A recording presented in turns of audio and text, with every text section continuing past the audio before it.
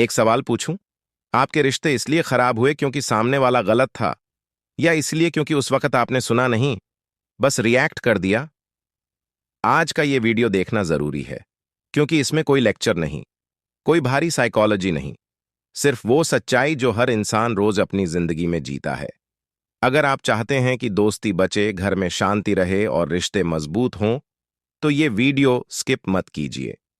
आज रिश्ते टूटते इसीलिए नहीं कि लोग बुरे हैं, बल्कि इसलिए कि लोग समझने से पहले रिएक्ट कर देते हैं। रिसर्च बताती है, जो लोग अपनी भावनाओं को नाम देना सीख जाते हैं, जैसे गुस्सा, डर, फ्रस्ट्रेशन, उनके रिश्ते ज्यादा स्टेबल रहते हैं। दोस्ती मान लीजिए, आपका दोस्त कॉल नहीं उठाता। आप सोचते हैं, अब एटीट्यूड आ गया है, और बस फ्रेंडशिप कोल्ड। लेकिन ईक्यू क्या सिखाता है? पहले समझो, शायद वो परेशान हो, शायद बिजी हो। रिएक्शन दोस्ती तोड़ता है, रिस्पॉन्स दोस्ती बचाता है। शादीशुदा जिंदगी पार्टनर कुछ कह रहा है और हम बीच में ही बोल पड़ते हैं, मुझे सब पता है। यहीं से प्रॉब्लम शुरू होती है, क्योंकि रिश्ता सुने बिना नहीं चलता। ईक्यू का रूल सिंपल है, पहले सुनो, फिर बोलो, और आखिर में फैसला करो। Student, teacher. जो स्टूडेंट पेशेंस रखता है, क्वेश्चन पूछने से नहीं डरता, वो सीखता है। और जो टीचर इमोशन समझकर पढ़ाता है, वो याद रहता है। Respect plus patience horses growth. माता पिता और बच्चे बच्चे गलती करते हैं और हम सीधा डांट देते हैं, लेकिन सच ये है, समझाया गया बच्चा जिम्मेदार बनता है, डराया गया बच्चा चुप हो जाता है। भाई बहन शादी के बाद, आजकल सबसे दर्दनाक सच, शादी के बाद भाई बहन अजनबी बन जाते हैं। क्यों? क्योंकि ईगो बोलती है और ईक्यू चुप हो जाता है। हार्वर्ड की 80+ साल चली रिसर्च बताती है, लंबे समय तक खुश और स्टेबल रहने की सबसे बड़ी वजह आईक्यू या पैसा नहीं, बल्कि हेल्थी रिलेशनशिप्स हैं।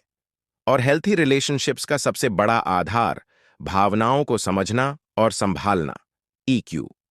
येल यूनिवर्सिटी की रिसर्च में पाया गया, जो लोग अपनी भावना को शब्द देते हैं, जैसे मैं गुस्से में हूं, मैं परेशान हूं, उनका इमोशनल रिएक्शन अपने आप कम हो जाता है।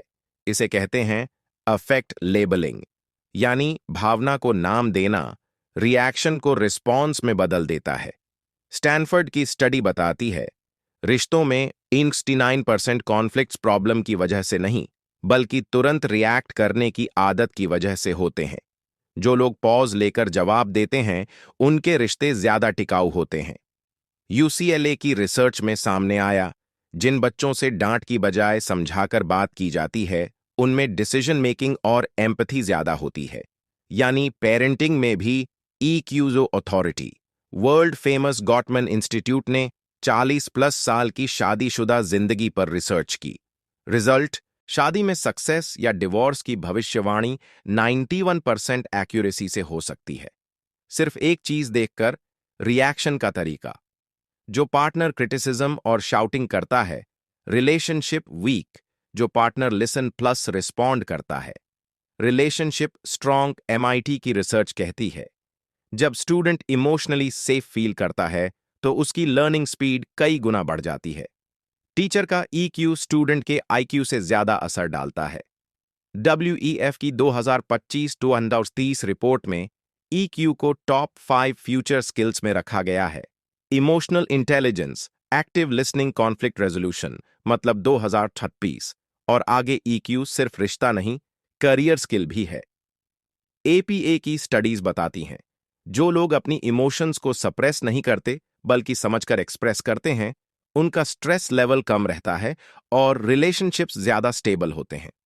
ऑक्सफोर्ड की रिसर्च में पाया गया, एडल्ट लाइफ में सिबलिंग कॉन्फ्लिक्ट्स ज्यादातर प्रॉपर्टी या पार्टनर की वजह से नहीं, बल्कि ईगो और कम्युनिकेशन गैप की वजह से होते हैं। जहां ईक्यू हाई होता है, वहां डिस्टेंस कम होता है। कई देशों की स्टडीज को मिलाकर निकला निष्कर्ष, हाई ईक्यू वाले लोग बेहतर दोस्त, बेहतर पार्टनर, बेहतर पेरेंट और बेहतर लीडर होते हैं। 2026 में एक स्किल सबसे ज्यादा काम आने वाली है, रिएक्शन नहीं, रिस्पॉन्स। यही इमोशनल इंटेलिजेंस है, यही इंसान को भीतर से मजबूत बनाती है। अगर आपने यहां तक सुना है, तो आप उन लोगों में हैं जो रिश्ते बचाना चाहते हैं, तोड़ना नहीं। आप ही वो इंसान हैं जो घर, दोस्ती और सोसाइटी सब जगह बैलेंस ला सकते हैं। अगले वीडियो में हम बात करेंगे गुस्से को 10 सेकंड में कैसे कंट्रोल करें, बोलने से पहले सोचने की आदत कैसे डालें और रिश्तों में रिस्पेक्ट कैसे बढ़ाएं। इसलिए लाइक करें, सब्सक्राइब करें और हमारे साथ बने रहें। और हां, आपका फीडबैक हमारे लिए बहुत खास है। कमेंट में जरूर बताइए आपको सबसे ज्यादा कौन सा रिश्ता मुश्किल लगता है, क्योंकि ये चैनल आपको नहीं सिखाता, आपको समझता है।